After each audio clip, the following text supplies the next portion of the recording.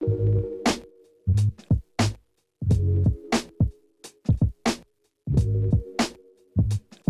is Generation Stadia, giving you that daily dose of everything and anything Stadia related, and today's video will be covering all the things we learned from yesterday's Reddit AMA. There's quite a bit to go through, so let's dive right into it. First up, let's clear up things about shipping. Turns out that shipments will begin on the 19th, some lucky few may get their packages to ship out on the 18th though.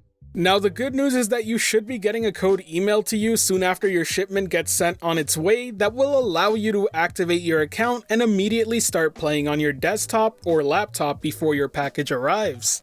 Now, can you use your current Chromecast Ultra? Well, not at launch apparently. They suggest using the Chromecast Ultra that comes with your Founders Edition or Premier Edition as it comes updated for Stadia right out of the box.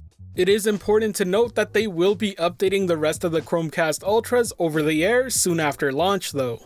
What about usernames? How long can they be? Usernames must be between 3 and 15 characters long. For me, it looks like Generation Stadia is out of the race, so I have some time to think of something new. Either way, now's a good time to start planning on what kind of name you're going to try and lock down come the 19th. As a side note, it's also very important to mention that you will be able to change your name after if you decide you want to, but in order to do this, you will need to reach out to support in order to do so.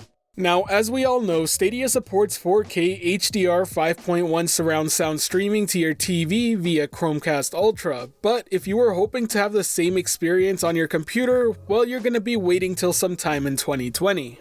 As it turns out that Stadia will not stream in 4K HDR 5.1 surround sound when used elsewhere besides the Chromecast Ultra at launch. Now I need to be real with you here, this one actually annoys me a bit. I had actually planned on using my PC setup to game on Stadia and stream from it. I thought the ability to do so would be a given, but apparently not. Kind of a bummer, but not the biggest deal either. I'll just have to hook up my Chromecast to my PC monitor.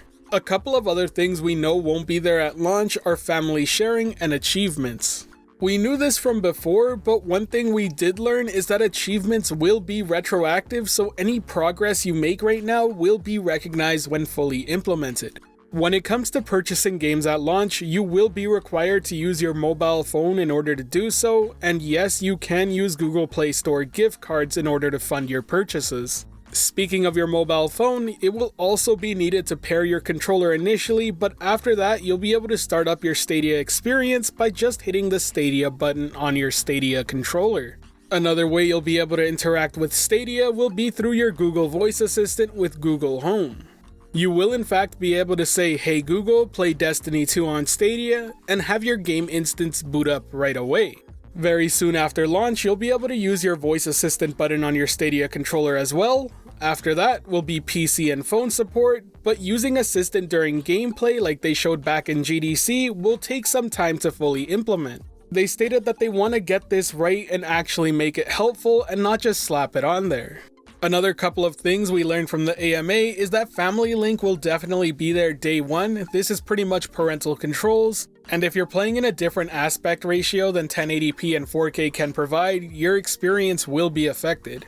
Now that pretty much covers all the important info to come out of this AMA. There are a few non-answers given when it comes to pricing. We were told the same deal about it being competitive with other platforms, as well as not giving us a time frame for iOS or other Android phone support. Overall, it was a pretty decent AMA and we learned quite a few things. Now, this close to launch, where do I stand when it comes to Stadia? Well, if you've been on the internet over the past few days, you probably have seen a ton of people saying they are canceling their pre-orders or hating on the product. Frankly speaking, if you don't feel Stadia is good enough, feel free to do so, and I wouldn't blame you. One thing that is now more clear than ever is that this is certainly a rollout scenario and a soft launch type deal. And to be fair, not everyone is gonna be chill with paying for that sort of experience, and that's okay. Now personally, would I recommend canceling your pre-order? No, and that's only because Google does offer a 15-day refund if it's not for you. That being said, Google really, and I mean really, needs to get better at their PR for Stadia. There are a lot of things that are currently disappointing people right now and could have been avoided if only had it been communicated much earlier. Stuff like the launch lineup, no 4K PC support at launch, and missing features would have looked a lot less bad had it been made clear from the start that this would be the case. Instead, what the situation turned into was a lot of people with expectations being let down. This AMA was a step in the right direction and gave us plenty of answers, so let's hope that they can change their PR marketing around for the future. Anyways, that wraps up today's video. If you enjoyed it at all or found it helpful, be sure to hit that like button as it really does help the channel out, and if you're wanting more content like this, be sure to subscribe and hit that notification bell as well. Today's end of video message is going to be a simple question. How do you feel about Stadia after that AMA? Better yet, how do you feel about Stadia after this past week? Just judging by the comments I get on my YouTube videos this week, there's quite a few of you who are disappointed. I'm looking forward to reading your replies in the comment section below. Thanks for watching. This has been Generation Stadia, giving you that daily dose of everything and anything Stadia related. The Gen S community is over 2,400 strong and growing by the day, and until next time, I'll catch you in the clouds.